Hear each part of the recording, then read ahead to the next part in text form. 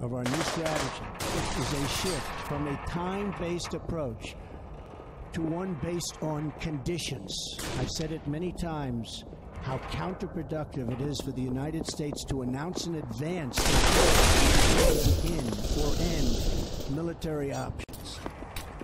We will not talk about numbers of troops or our plans to further military activities. We will not talk about numbers of troops. That is new for the American presidency. At no point tonight did the president clarify anything about what would actually change militarily for the United States in Afghanistan. If this speech is not an increase in troop strength in Afghanistan, it is the first time the president has announced an increase in troop strength without actually announcing an increase in troop strength. I have determined that it is in the vital national interest to send an additional 30,000 U.S. troops. After 18 months, our troops will begin to come home. These are the resources we need to use the initiative while building the Afghan capacity that can allow for a responsible transition. And here is how President George W. Bush described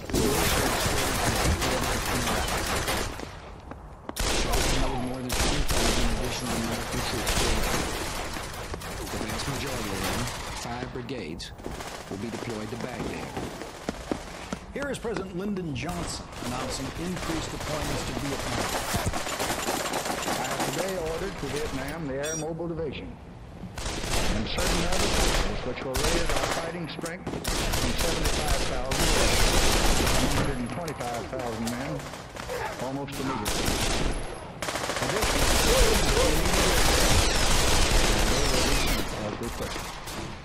We, of course, lost the Vietnam War, which is a piece of our history which seems to be lost to President Trump.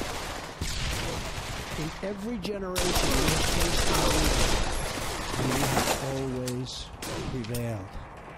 We prevailed because we know who we are and what we are. Here is the future of Afghanistan with the president predicted tonight. With our resolve, we will ensure that your service and that your training will bring about the defeat of our enemies and the arrival of peace. Now, Kevin McMullen, former CIA operative, who is the co-founder of Stand Up Republic, also is a visiting professor at the University Endowment for International Peace. David, the arrival of peace. Well, this was the illusion of action. This was the president taking one of the bravest things that a president can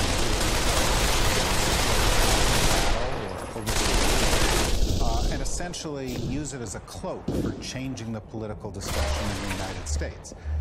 You know it was a cloak because, as you said, there was no announcement from the president. In fact, he talked about a strategy, but there was no strategy. Commitment, but there was no commitment there.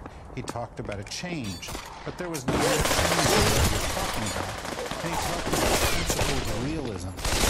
Principles, or without a realistic view towards what would be necessary to achieve what he talked about, which was victory. We're not going to achieve anything. Trump was probably right on the campaign trail. This is not a place where we are going to succeed, and we should probably try to figure out how to do it. But he brought this up tonight. Well, it was a speech like no other. Administration sources have indicated that the president is going to announce a 50% increase in troop strength in Afghanistan by sending an additional 4,000 that he will not announce an increase in troop strength. A core pillar of our new strategy is a shift from a time-based approach to one based on conditions. I've said it many times how counterproductive it is for the United States to announce in advance that troops intend to begin or end military options.